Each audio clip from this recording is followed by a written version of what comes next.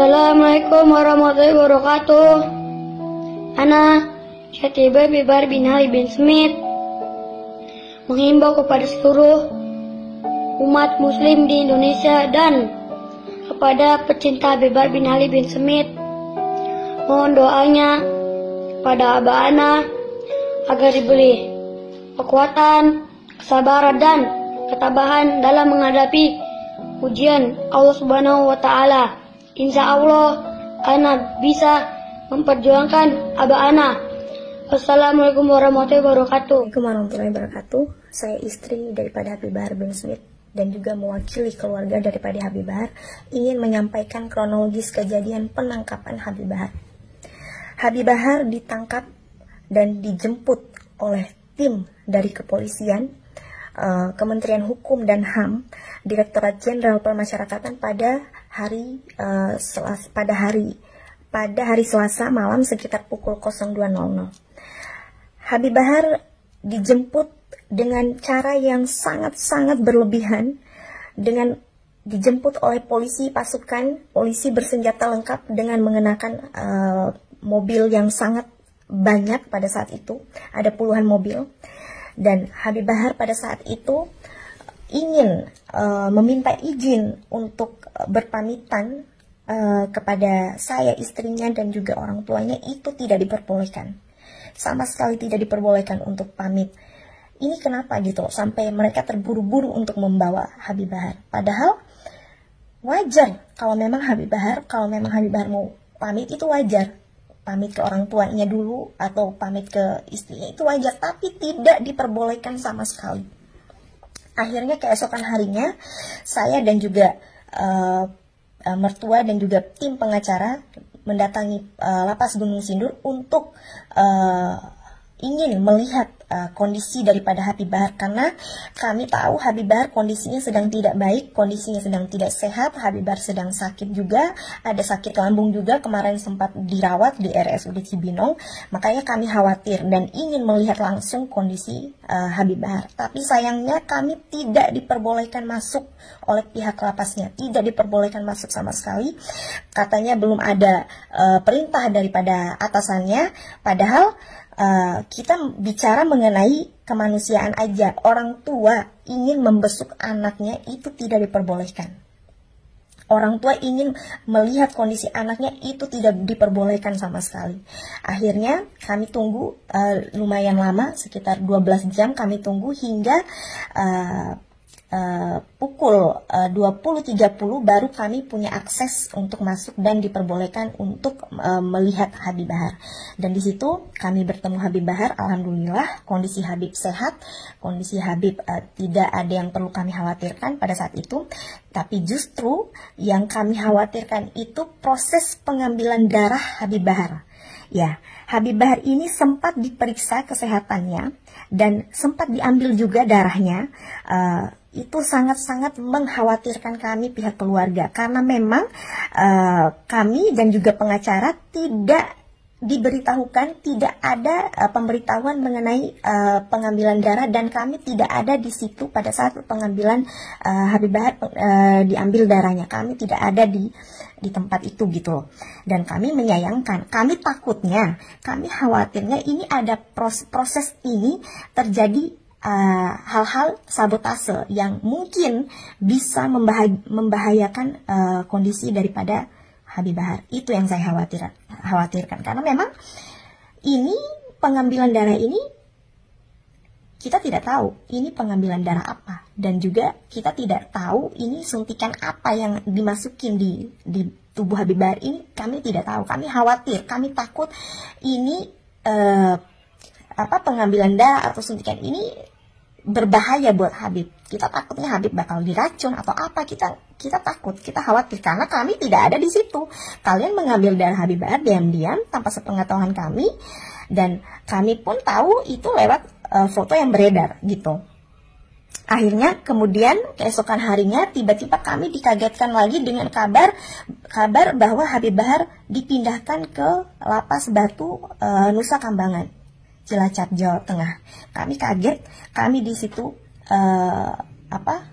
shock karena memang pada saat pertemuan kami dengan Habib Bahar malam itu kami sempat menanyakan kepada pihak lapasnya mengenai pembesukan, apakah kami bisa besuk lagi besoknya, keesokan harinya, tapi mereka bilang Habib belum bisa dibesuk karena memang Habib lagi menjalani proses karantina selama 6 hari dan itu dilakukan di lapas Gunung Sindur. Kami kaget kok tiba-tiba Habib dipindahkan ke lapas Nusa Kambangan. Kami kaget karena memang di sini saya khawatir Habib kondisinya di sana jauh, tidak bisa kami jangkau, dan kami khawatir dengan keadaan Habib yang sekarang ini lagi sakit. Kami tidak bisa memberikan Habib obat, tidak bisa memberikan Habib kebutuhan Habib yang lain. Kami khawatir dengan kondisi Habib gitu loh. Dan kami tidak bisa menjamin bahwa orang-orang di dalam lapas sana bisa menjaga kesehatan Habib. Itu yang kami khawatirkan. Makanya saya berharap di sini saya meminta keadilan seadil-adilnya untuk suami saya. Saya meminta keadilan benar-benar ditegakkan untuk suami saya. Suami saya bukan seorang pecundang. Suami saya bukan seorang pengecut yang selama ini suami saya taat sama hukum dan apapun dia terima risiko dengan apa yang dia sampaikan. Tapi saya tidak terima, kenapa harus dipindahkan sejauh itu? Apakah Habib Bahar ini seorang teroris yang harus kalian asingkan di sana gitu loh? Bisa kalian pindahkan di lapas lain, yang mungkin kami pihak keluarga bisa melihat kondisi Habib Bahar. Saya di sini benar-benar meminta keadilan seadil-adilnya untuk suami saya. Tolong tegakkan keadilan ini, karena memang suami saya tidak melakukan kesalahan yang di luar batas, seperti halnya koruptor yang memang harus dihukum. Ini suami saya tidak. Suami saya hanya menyampaikan kebenaran tentang apa yang terjadi sekarang, yang kita alamin sekarang di Indonesia. Itu saja. Sekian dari saya. Assalamualaikum warahmatullahi wabarakatuh.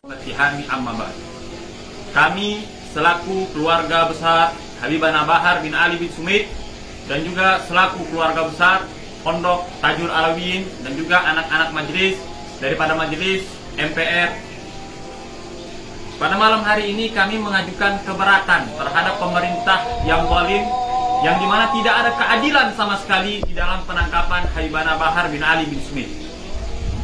Yang pertama, beliau dijemput pada jam 1:30 atau setengah 2 malam. Keberatan yang pertama, polisi menjemput Habib Bahar dengan 25 mobil pribadi dan juga dengan 5 truk brimob bersenjata lengkap.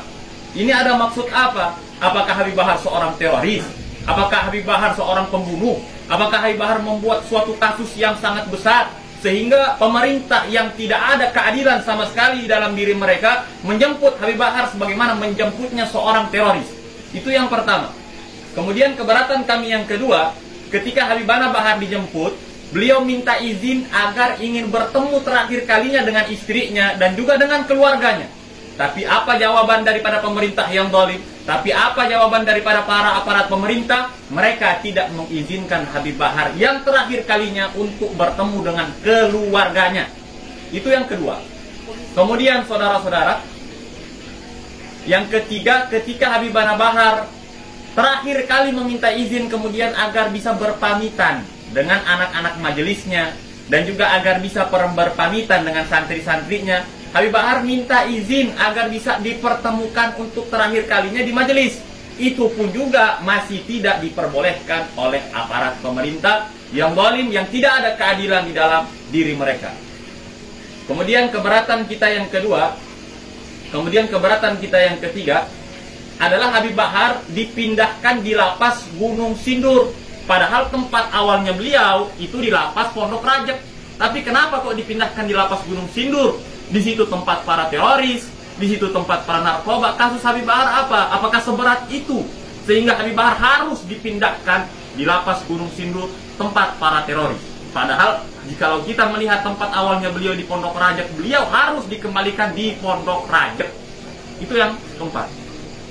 Kemudian yang kelima adalah ketika keluarga, istrinya dan juga uminya dan juga keluarga-keluarganya yang lain ketika ingin menjenguk Habib Bahar di Gunung Sindur, juga dengan pengacaranya justru tidak diperbolehkan untuk masuk. Padahal itu sudah hak bagi keluarganya Habib Bahar, dan juga sudah hak bagi pengacara untuk bertemu langsung melihat kondisi dan situasinya Habib Bahar. Karena beliau ditangkap dalam keadaan sakit, beliau ditangkap dalam keadaan kurang sehat. Keluarga pun akhirnya ingin menjenguk kepada beliau dengan tujuan untuk membawakan beliau obat dan tidak diperbolehkan untuk masuk. Kemudian banyaknya akhirnya orang-orang yang berdemo ketika itu baru diperbolehkan masuk jam 8 malam. Nah, ini ada apa? Padahal ini sudah haknya keluarga untuk masuk, malah tidak diperbolehkan untuk masuk. Nauzubillah min dzalik. Ini sudah jelas-jelas ketidakadilan yang ada di negaranya kita, dan juga kezaliman terhadap para ulama. Itu keberatan kita yang keempat. Kemudian keberatan kita yang kelima adalah ketika para keluarganya dan pengacaranya sampai di Gunung Sindur bertemu dengan Habib Bahar, polisi menjanjikan agar diisolasi Habib Bahar selama 6 hari 6 malam di Gunung Sindur. Tapi apa jadinya? Belum 1 hari malah Habib Bahar sudah dipindahkan lagi di lapas Nusa Kambangan, di lapas Nusa Kambangan. Nah, padahal polisi seharusnya menepati janji mereka untuk mengisolasi Habib Bahar selama 6 hari 6 malam di Gunung Sindur. Tapi mereka pun mengingkari janji mereka. Itu keberatan, kita sangat-sangat keberatan. Kemudian kita juga keberatan karena ketika Habib Bahar dipindahkan di Nusa Kambangan, itu tidak ada kabar, berita, dan juga tidak ada kabar sama sekali, pemberitahuan kepada keluarganya sama sekali. Tiba-tiba dipindahkan saja tanpa ada pemberitahuan sama sekali. Kita sangat-sangat keberatan. Padahal sudah haknya bagi keluarga untuk mengetahui ketika Habib Bahar dipindahkan. Dan 3 kali pindahan ini pada waktu malam seakan-akan ini seperti perpindahan penculikannya orang-orang PKI. Karena PKI di waktu malam mereka ketika ingin menculik para jenderal-jenderal. Nauzubillah min dzalik. Nah, juga saya serukan kepada seluruh umat Islam. Saya serukan kepada seluruh para habaib, kepada seluruh para ahlul bait.